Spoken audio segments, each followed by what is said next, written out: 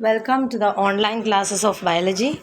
So, children, in the live classes, we were studying about various agents of pollination, and I have also explained you what are the adaptations that are found in plants which are adapted to pollinate by different agents, like in the wind pollinated plants. The common features are the pollen grains will be light weighted, it will be non sticky, isn't it? And they are produced large in number, and their stamens are well exposed, and they are having feathery stigma so that they can trap the pollen grains which are coming from the wind, through the wind.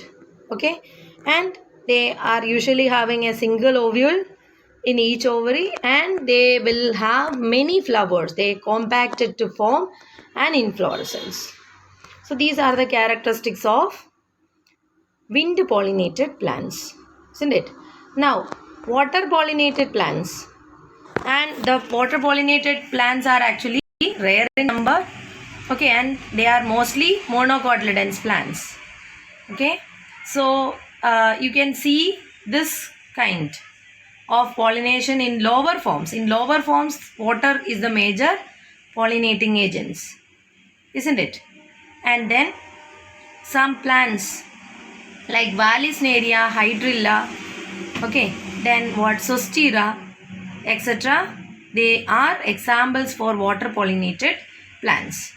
But all the water pollinated plants are not water living plants, or aquatic plants are not pollinated by water. Examples of this is water hyacinth, water lily, etc. Isn't it? So their flowers will emerge out of the water level, and then they are pollinated by insects. Okay, then in Vallisneria, how pollination takes place? In Vallisneria, the female flower reach to the surface of water with a long stalk. They will have long stalk, and the male flowers or pollen grains will be released to the surface of water, and then they are carried, means the pollen grains or male flowers are carried by the water currents. Okay, and this will reach to the female flowers as they are floating on the surface of means water. Okay, then other groups such as sea grasses, the female flowers you can see submerged in water, and pollen grains are also released by the plant to the water. Okay, so the speciality of this kind of plants are the pollen grains in them are long ribbon like. Okay, and they are covered with mucilaginous sheath so that it will not get the wet with the water. Understood? So in sea grasses, what is the speciality? The pollen grains are passed, the flowers, female flowers are submerged in water, and then the pollen grains which are long ribbon like and covered by mucilaginous sheath, okay, so that it will prevent the wetting. So this kind of pollen grain reaches to the stigma, and they will get pollinated. Understood? So like this, different adaptations are found in plants. So what are the adaptations that are found in the insect pollinated plants? They are so this two, that is wind and water, are examples of abiotic agents which are helping in the process of pollination, isn't it? And in other plants where biotic agents are the pollinating agents, or biotic means living organisms like bees, butterflies, isn't it? Beetles, wasps, ants, moths, birds, all this can be functioning as the pollinating agents. Okay, so in bees, bees are the major pollinators of our plants, and without this bees, some of the flowers they cannot even bear flowers, means they can bear flowers but they will not lead to seed set or fruits. Okay, so this is very important. Okay, so with the absence of this kind of bees, some of the crop production will get reduced very considerably. It will get reduced. These flowers will be large, colorful, and they will be bearing smell, isn't it? And they'll be rich in nectar, so that they can attract the insects, isn't it? So the animals or the birds or this insects, they are attracted to the flowers for their odors, or sometimes some beetles and all, they are attracted to the foul odors. Okay, so foul odors are also are what functioning as attractive factors for the some of the moths and wasp. Okay, then so these flowers provide nectar, pollen grains, etc. And the flowers, okay, and also in some plants they also provide some space or place for laying their eggs.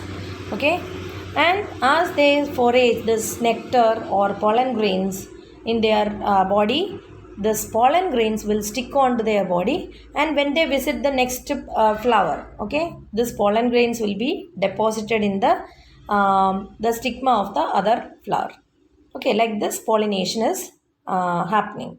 So there are some special what rewards that is given by the plants. That is, examples are Amorphophallus, okay, that give a place for the insect to lay eggs. Okay, for example, Amorphophallus.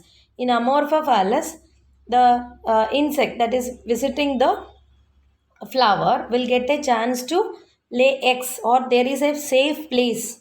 Okay, and another example is Yucca plant. Okay, where the moth which is pollinating the yucca plant will get what another advantage. What is that? They will get what the safe place. Okay, inside the ovary means itself, they give a chance to, or they give a place to lay their eggs. So you can see that in some of the fruits and all, the insect is present inside. In brinjal and all, you can see, isn't it? When you cut only, you will find that the insect is there inside. So from where that insect comes? Actually, the insect laid its egg in the flower itself. When, means in the ovary itself, when when it was a flower. Okay, and as this flower develop into the this one. So children, you can see they are getting benefited. That is, the plants also and the insects are also getting benefited. Okay, so this kind of relationship, you can see it's a kind of symbiotic relationship, isn't it? The plants get pollinated, and the insects or the animals that visit these flowers will get rewards in the form of pollen grains or in the form of nectar.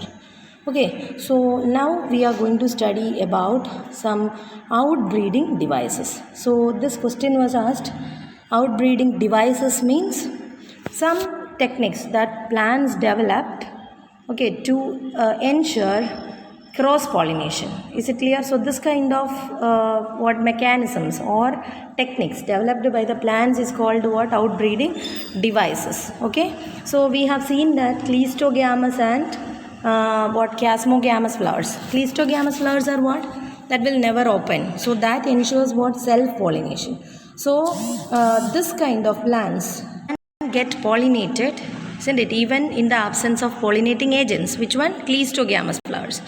But outbreeding devices are those techniques developed in plants which help the plant to ensure that there is cross pollination. You know, cross pollination increases the variation, isn't it? Self pollination will not have what variation, or it will lead to a phenomenon known as inbreeding depression.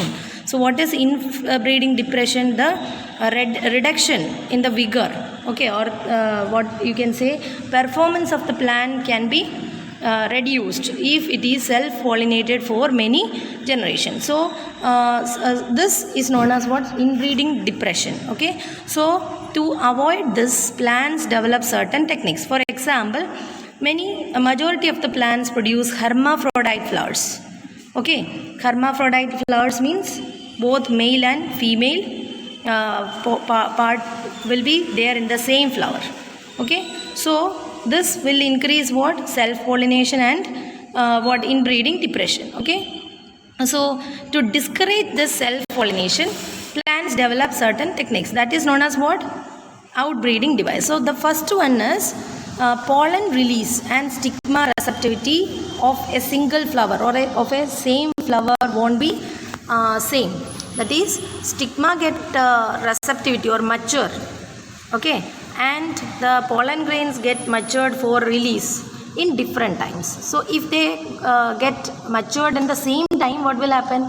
There is chance of pollination from the pollen grain of the same flower. So even though flower is having male and female parts, the male parts and female parts, okay, they will get matured differently. Okay, so either pollen grain will be released before the stigma will get receptive, or stigma will become receptive much before the release of pollen. Okay, before pollen grain get matured, what will happen? The stigma become receptive, and after that what they will just or the wither off. Okay, so that is first one. Okay, the first outbreeding device is what? That is, the maturity of pollen grain and stigma are not synchronized. Understood? So in other species, the stigma and the stamens, they are placed at different positions.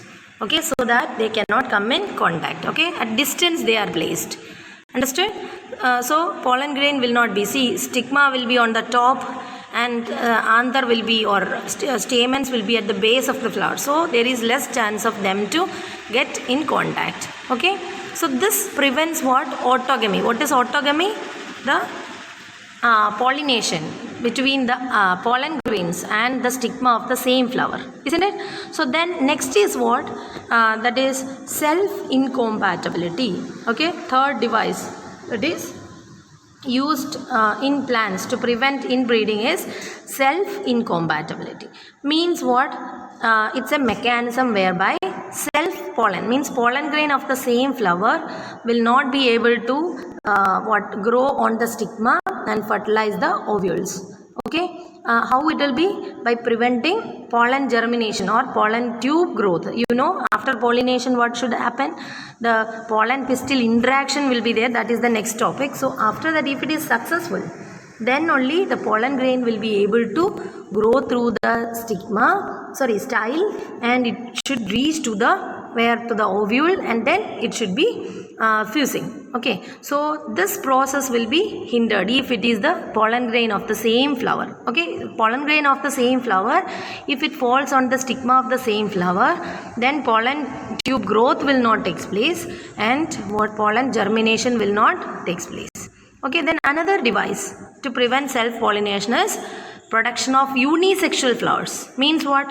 Male and female flowers will be present, and they will be present on the same plant, but they are monoecious type of plants. Okay, means the male flowers will be there, female flowers will be there, but they are different. Okay, means both the sexes won't be there in the same flower.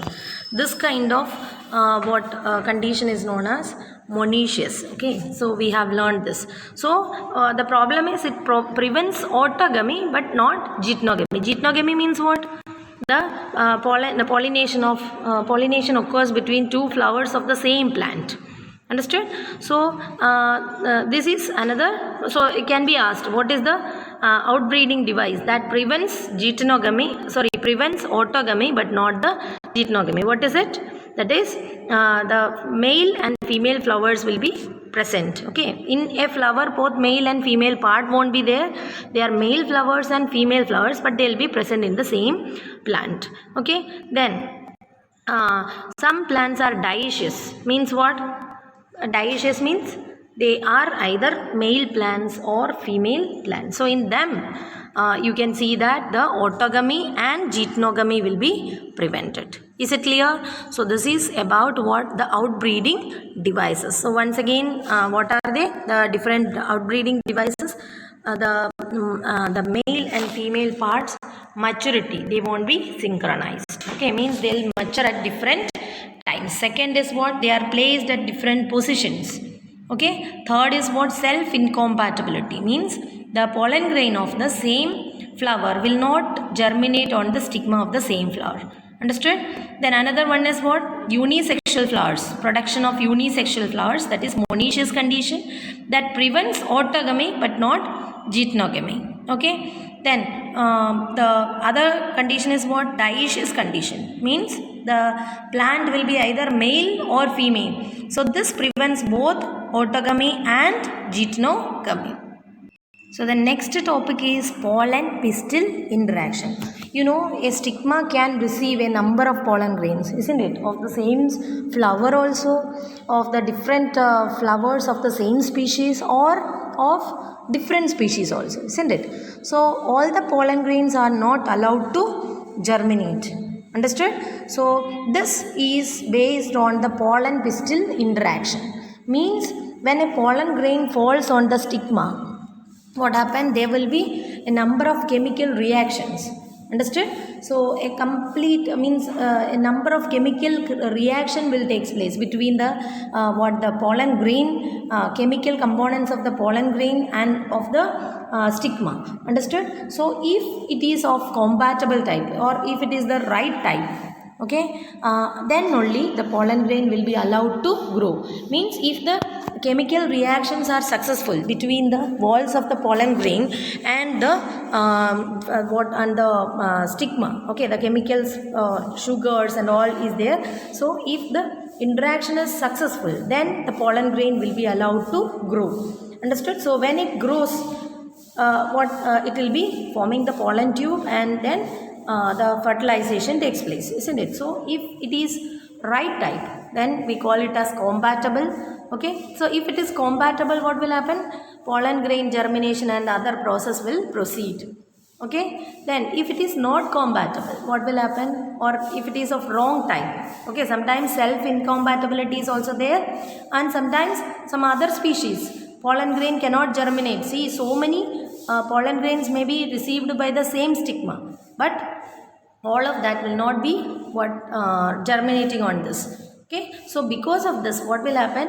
They will have interaction, and if it is of the same species and if it is compatible, then the other procedures will go on. Understood? So in this way only what pollen pistil interaction takes place. If the pollen pistil interaction is successful, then what will happen?